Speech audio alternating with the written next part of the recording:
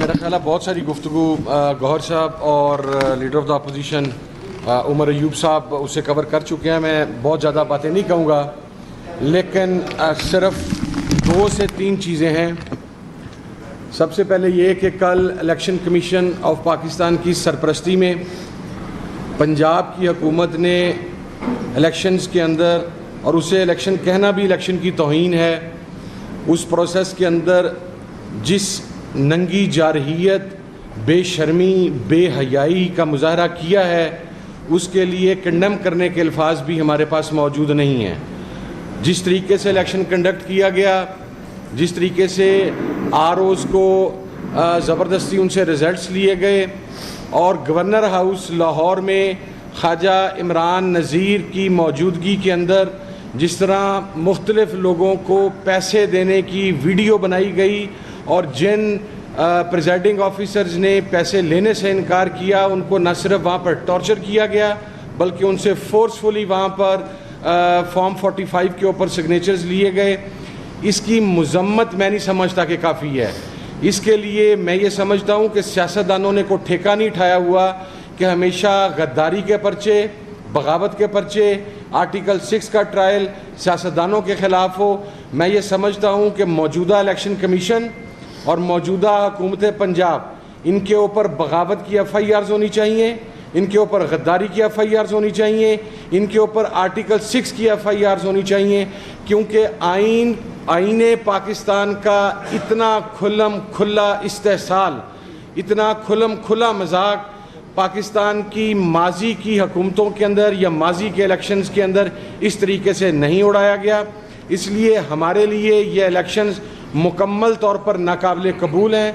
हम इनके नताइज को मुकम्मल तौर पर मुस्तरद करते हैं और इलेक्शन कमीशन ने एक मरतबा फिर साबित कर दिया कि वो चोरों और डाकुओं के सो कॉल्ड चोरी शुदा मैंडेट का तहफ़्फ़ुज़ देने के लिए या उनको ऐवान में पहुंचाने के लिए अपना रोल प्ले कर रहा है। दूसरी चीज़ जो मैं यहाँ पर अर्ज़ करूँगा कि रऊफ़ हसन साहब भी मौजूद थे, उमर अयूब साहब, गौहर साहब, इमरान खान साहब ने तहरीक तहफ़्फ़ुज़ आईन पाकिस्तान के हवाला से, मैं ख़ुद वहाँ पर मौजूद था, बड़ी वाज़िया डायरेक्शंस उसने दी थी।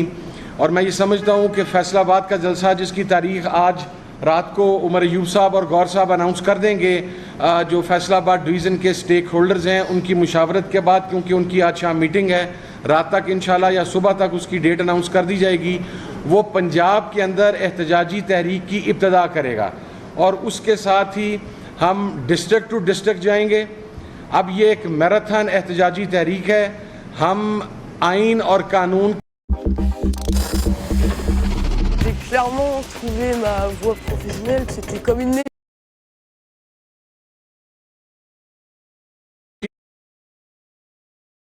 हो सकता था, मुल्क के अंदर हालात भी ख़राब हो सकते थे, लेकिन मैं उन तमाम उम्मीदवारान को और पाकिस्तान तहरीक इंसाफ को, उनके तमाम इत्तेहादियों को मुबारकबाद पेश करता हूँ कि इस खुल्लम खुल्ला वहशत व बर्बरियत और जारहियत के बावजूद उन्होंने एक law binding citizen of Pakistan होने का सबूत दिया और उन्होंने आइन और कानून को अपने हाथ के अंदर नहीं लिया।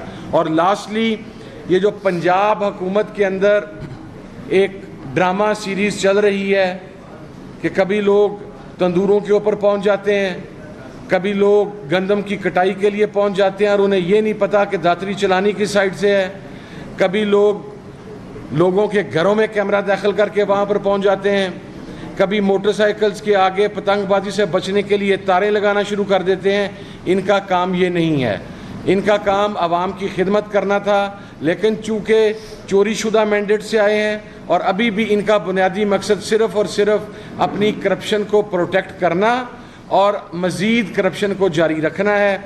इसलिए अब ये जो एहतजाजी तहरीक ऑनवर्ड्स यहाँ से स्टार्ट होगी, हम एक बात वाज़ा कर दें कि ये जो पंजाब का इन्होंने एक पाटे खान किस्म का IG लगाया हुआ है, इसका इंशाल्लाह हम आइन और कानून के ज़रिए इस बदमाश का एहतसाब करेंगे, क्योंकि चादर और चार दीवारी के तकद्दुस को इस IG की सरबराही में और इसकी डायरेक्शंस के ऊपर जिस तरीके से पंजाब पुलिस ने पामाल किया है, उसकी मिसाल भी नहीं मिलती।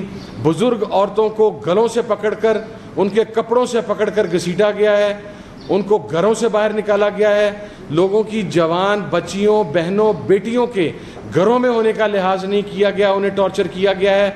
तो मैं ये कहना चाहता हूँ कि आईजी साहब, ये एहतजाजी तहरीक की इब्तदा हो रही है मेरे शहर फैसलाबाद से। चूँकि हम चारों में से यहाँ पर फैसलाबाद का सिर्फ मैं हूँ, तो मेरा ख्याल है मैं ये इस्तेहकाक रखता हूँ कि मैं कहूँ मेरे शहर फैसलाबाद से हो रही है। आप फैसलाबाद अगर ये बदमाशी करेंगे, आप चाहे सनाउल्लाह के कहने पे करें, आप चाहे मरियम नवाज़ के कहने पे करें, आप चाहे किसी और के कहने पे करें, अब हम आपकी बदमाशी नहीं चलने देंगे, चाहे वो मोहसिन नकवी क्यों ना हो। चूँकि बदमाशों का एक पहले हमने एक चेहरा देखा था पाकिस्तान के अंदर और पंजाब के अंदर, वो राना सनाउल्लाह की शेप में था। वो सेक्टेरियनिस्ट को प्रमोट करता था, वो आपके एक्सट्रीमिस्ट जो हैं उनको शेल्टर प्रोवाइड करता था, उनको शिद्दत पसंदों को पनाहगाहें प्रोवाइड करता था। अब ये एक दूसरा फेस हमारे सामने आ गया मोहसिन नकवी की सूरत में, जो कि एक ब्रूटल गेम खेल रहा है। हम वाज़िया करना चाहते हैं कि हम बड़ी तवील जदोजहद के बाद यहाँ तक पहुँचे हैं और कौमी असम्बली में बैठने के लिए नहीं पहुँचे।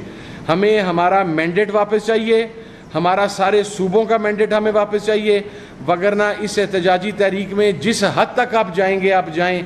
हम इंशाल्लाह इमरान खान के संग खड़े हैं और तमाम चीज़ें इमरान खान की डायरेक्शंस के ऊपर हो रही हैं और इंशाल्लाह ये एहतजाजी तहरीक कामयाब भी होगी। और ये बदमाश और ये डाकू, और सबसे बढ़ के लोग तो कच्चे के डाकुओं को रो रहे हैं। कच्चे के डाकुओं का सरपरस्त कौन है? आप मेरे साथ चले, मैं आपको बताता हूँ। ये जनूबी पंजाब में और आपके सिंध की बेल्ट के सारे ये हुकूमती ओहदेदार इस कच्चे के डाकुओं के सरपरस्त हैं। ये सेंट्रल पंजाब से लोगों को किडनैप करवाते हैं। हमारे फैसलाबाद से 4 लोगों को किडनैप करवा के वहाँ पे 2-2 करोड़ 2.5 करोड़ रुपया उनसे तावान लेके तो वापस भिजवाया गया। तो मौजूदा हुकूमत तो कच्चे के डाकुओं से अपना हिस्सा वसूल करती है। बत्ते के अंदर, तावान के अंदर वो कच्चे के डाकू हैं, ये पक्के के डाकू हैं जो उनके सरपरस्त हैं कच्चे के डाकुओं के।